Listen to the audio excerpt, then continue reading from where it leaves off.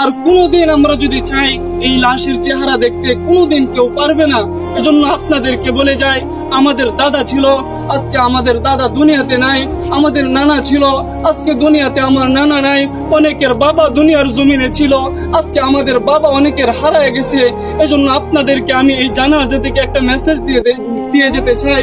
যারা আজকে মনে করতেছেন যে দুনিয়ায় আমার জন্য আসল, এ দুনিয়ায় আমার, এ দুনিয়ায় আমার, আল্লাহ তাআলা বলতেছেন আমাল হায়াতুদ দুনিয়া ইল্লা মাতাউল গুরুর, যে দুনিয়াটা হচ্ছে একটা ধোঁকা, এ দুনিয়ার সব কিছুই ধ্বংস হয়ে যাবে।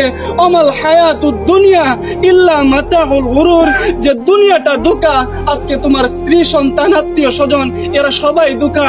এজন্য মুহতারাম হাজরিন, দুনিয়ার মুখ থেকে আজকে আমরা আমাদের চেহারা, আমাদের দিল, আমাদের কলব আজকে আমরা আল্লাহর দিকে ফিরাইয়া দেই। যে জিন্দেগিতে যত গুনাহ করছি, আজকে এই জানাজা থেকে আমরা প্রতিজ্ঞা করতে চাই আর গুনাহ করব না। যেই কবরে আমাকে যেতে হবে, সেই কবরে আমাকে একা থাকতে হবে, আর গুনাহ করব না।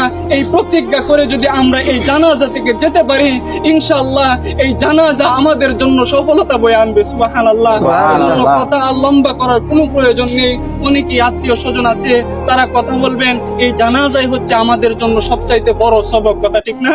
আল্লাহ তাআলা আমাদেরকে যে কথাগুলো বলছি সকলকে বুঝার তৌফিক দান করুক। সকল বলে আমিন। আসসালামু আলাইকুম।